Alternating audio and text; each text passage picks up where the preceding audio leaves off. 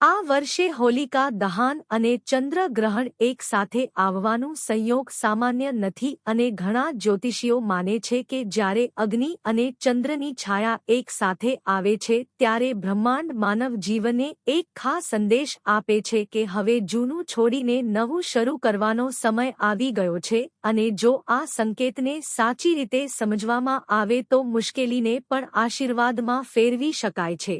નમસ્કાર મિત્રો, તમે જોતા છો ગુજરાતી એસ્ટ્રોલોજી ચેનલ અને આજે આપણે વિગતવાર સમજશું કે હોલિકા દહન સાથે આવેલા ચંદ્રગ્રહણનો 12 રાશિ પર શું અસર થશે, કઈ રાશિ માટે આ સમય ધનલાભ અને સફળતાનો દ્વાર ખોલશે, કઈ રાશિને સાવધાન રહેવું પડશે અને મહાદેવની કૃપાથી ગ્રહણની શાંતિ અને સુખ શાંતિ માટે કયા શક્તિશાળી ઉપાય કરવા જોઈએ। મિત્રો, હોલિકાનો અર્થ માત્ર આગ પ્રગટાવવાનો નથી પરંતુ અંદરની નકારાત્મકતા, ડર, દેવું, દુઃખ અને અહંકારને અગ્નિમાં સોંપવાનો છે અને ચંદ્રગ્રહણનો અર્થ મનની કસોટી છે કારણ કે ચંદ્ર મનનો કારક છે। જ્યારે ચંદ્ર પર છાયા પડે છે ત્યારે મન ભટકે છે, ખોટા નિર્ણય લેવાય છે, ગેરસમજ વધે છે અને ઘણા લોકો ઇમોશનલ સ્ટ્રેસ અનુભવે છે।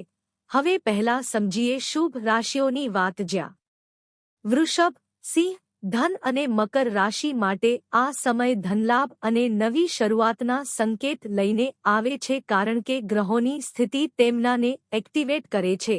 વૃષભ રાશિના અટકેલા પૈસા પાછા મળવાના યોગ છે અને ફેમિલી સપોર્ટ મળશે। સિંહ રાશિને ઓથોરિટી, પ્રમોશન અથવાના સંકેત છે પરંતુ ઈગો કંટ્રોલ રાખવો પડશે। ધન રાશિને નવા બિઝનેસ આઈડિયા સફળ થઈ શકે છે અને થી લાભ મળી શકે છે। મકર રાશિને લોંગ ટર્મ ઇન્વેસ્ટમેન્ટ, પ્રોપર્ટી અથવા સેવિંગ્સ વધવાના યોગ છે અને મહાદેવની ખાસ કૃપા રહેશે। હવે વાત કરીએ મધ્યમ અસરની। જ્યાં મીન, કન્યા, તુલા અને મિથુન રાશિ માટે સમય મિક્સ્ડ રહેશે એટલે ઉતાવળમાં કોઈ મોટો નિર્ણય ન લેવો અને હોલિકા દહન પછી 5 દિવસ પેશન્સ રાખવી જરૂરી છે કારણ કે ગ્રહણમાં લેવાયેલા ડિસિઝન ઘણી વખત બદલાય છે। હવે સાવધાન રહેવાની રાશિઓ। જ્યાં મેષ, કર્ક, વૃશ્ચિક અને કુંભ રાશિને ઇમોશનલ સ્ટ્રેસ, મિસઅન્ડરસ્ટેન્ડિંગ અને ફાઇનાન્શિયલમાં સાવચેતી રાખવી પડશે કારણ કે ચંદ્રગ્રહણ મનને કન્ફ્યુઝ કરે છે અને ખોટો નિર્ણય કરાવી શકે છે। પરંતુ મિત્રો, ડરવાની જરૂર નથી કારણ કે ઉપાયથી અસર ઓછી કરી શકાય છે। હવે સૌથી મહત્વની વાત કે ગ્રહણની શાંતિ અને ધનલાભ માટે શું કરવું। હોલિકાના દિવસે ઘરમાંથી જૂની બિનજરૂરી વસ્તુઓ દૂર કરો અને હોલિકા અગ્નિમાં એક લાકડી નાખીને પ્રાર્થના કરો કે મારા દુઃખ, દેવું અને અટકેલા કામ દૂર થાય।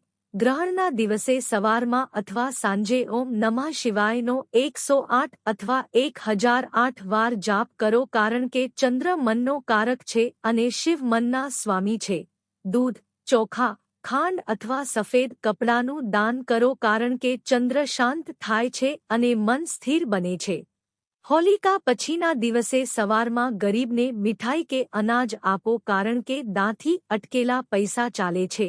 ઘરનું મુખ ય દરવાજું સાફ રાખો અને 7 દીવા પ્રગટાવો કારણ કે પ્રકાશથી નકારાત્મક એનર્જી દૂર થાય છે। હવે દરેક રાશિ માટે ખાસ સંદેશ સાંભળો। જ્યાં મેષ રાશિને ગુસ્સો છોડવો પડશે અને પેશન્સ રાખવું પડશે। વૃષભ રાશિને નવામાં ફેથ રાખવો પડશે। મિથુન રાશિને થી દૂર રહેવું પડશે। કર્ક રાશિને માં ટ્રસ્ટ રાખવો પડશે। સિંહ રાશિને ઈગો છોડવો પડશે। કન્યા રાશિને ઓવરથિંકિંગ ઓછું કરવું પડશે। તુલા રાશિને બેલેન્સ રાખવો પડશે। વૃશ્ચિક રાશિને સિક્રેટ ડિસિઝન ન લેવો। ધન રાશિને ઓપોર્ચ્યુનિટી ઓળખવી પડશે। મકર રાશિને ડિસિપ્લિન જાળવવો પડશે।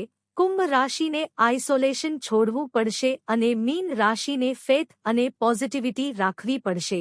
મિત્રો, આ હોલિકા દહન અને ચંદ્રગ્રહણનો સાચો સંદેશ એ છે કે ડરવાનો સમય નથી પરંતુ બદલાવ માટે તૈયાર થવાનો સમય છે। જો તમે મહાદેવમાં ફેથ રાખીને સત્ય માર્ગ પર ચાલશો તો ગ્રહણનો અંધકાર પણ તમારા જીવનમાં પ્રકાશ લાવી શકે છે। મિત્રો, જો તમને આ વિડિયો ગમ્યો હોય તો લાઈક કરો, કોમેન્ટમાં તમારી રાશિ લખો અને સબસ્ક્રાઇબ કરો ગુજરાતી એસ્ટ્રોલોજી ચેનલ, કારણ કે આવી દીપ એસ્ટ્રોલોજી વાતો અહીં જ મળે છે. અને યાદ રાખજો કે ગ્રહણ સમય ડરનો નહીં પરંતુ પ્રાર્થના અને પરિવર્તનનો સમય છે.